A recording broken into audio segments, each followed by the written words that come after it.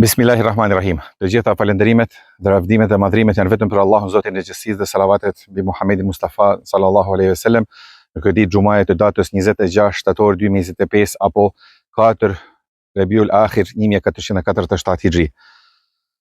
Kur flitet për diturinë, sidomos atë dituri e cila implementohet në jetën e përditshme, qoftë ajo fetare apo shkencore, na shkon ndërmend vlerësimi i madh që Allahu xhaleshanuhu krijuesi i përkryer i ka bërë dijes në Kur'anin famlark. Ndër tjera, ai subhanahu wa ta'ala thot: Allahu do t'i lartësoj në shkallë të larta ata që besuan për jush dhe ata që i është dhënë dituria. Surja Mujadele, ajeti numër 11.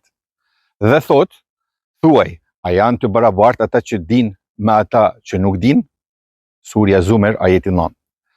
Edhe po të mos kishte ajete të tjera, do të mjaftonin këta dy që të bëhen motiv i madh për secilin besimtar që të ecë rrugës së dijes, nëse dëshiron të arrijë kënaqësinë e Zotit në ahiret, por edhe t'ia shoh hajrin diturisë në dynja. Tregohet se një njeri ishte shumë i dhan pas pajisjeve mjekësore.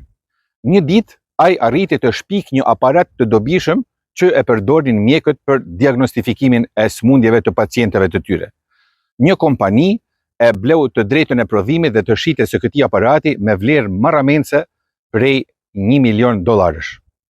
Pas një kohe, eksperti jon doli në pension dhe ndodh që njërit nga blerësit i prishet ky aparat brenda kohës sa ishte ende nën garancion. U mundua kompania që ta riparonte, por me kot. Kjo do të thonte se duhej t'i kthente blerësit as ma pak as ma shumë por $1 milion. Të zënë ngusht, ata e kontaktojnë ekspertin, gjithsesi shpiksin e këtij aparatit, me shpresë se ai do t'i bënte një zgjidhje më të lirë. Shkoi ai pa pritesë, e bleu një kuti me shkumsa me ngjyra të ndryshme dhe u kthye tek aparati. Mbi aparat të prishur vendosi disa iksa e i tha pastaj kolegëve që t'ia ndrojnë ata pjesë. Ashtu edhe ndodhi. Ata i ndruan dhe aparati i tyre u kthye në funksion. Të gëzuar për riparim, drejtuesi i kompanisë i tha ekspertit: kërko çfarë të duash për shërbimin që ke bërë dhe të jena shumë mirënjohës për këtë që na e ke rregullu aparatin. Eksperti jon i tha: dua $50,000. Çfarë? $50,000 për aq pak punë? Mendoi me veti drejtori. Mirë po prap se prak, nuk ishte se ç'do bënte, duhet t'ia pagonte.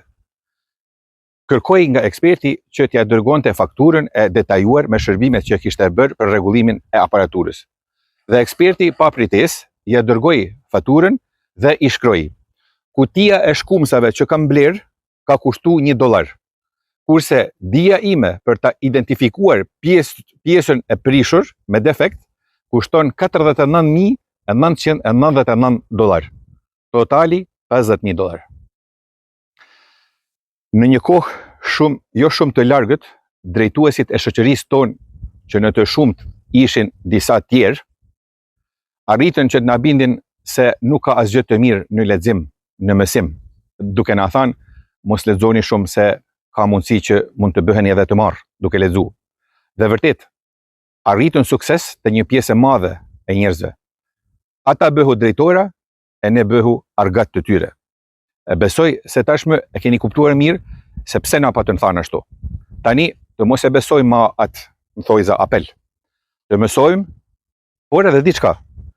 Mësimit t'ia fusim shpirtin, sepse pa atë prap jemi njësoj. Të mësojmë në emër dhe për kënaqësinë e të madhit Zot. Shfrytëzoj rastin që në këtë ditë të bukur xumaje, t'ju përshëndes sot nga një qytet e vogël me emrin Kamengrad në Bosnjë dhe Hercegovinë, nga vendi i cili quhet Musalla e Sultan Mehmet Fatihut. Pra, kur ka ardhur Sultan Mehmet Fatihu në Bosnjë, ishte viti 1463 dhe kishte depërtuar deri në një këtë pjesë të Bosnjës dhe Hercegovinës me ushtrinë e vet. Dhe pastaj këtu pa të ndaluar dhe pikërisht në këtë vend që është pas meje e ka pasfalur xhuman e parë në Bosnjë dhe Hercegovinë. Prej atëherë llogaritet se Islami është përhap në Bosnjë në këtë mas, siç është prezent edhe sot. Deri në takimin e xumas së radhës, Allahu i pasur në mbikëqyrjen e tij. Eselamu alejkum ve rahmetullahi ve berekatuhu.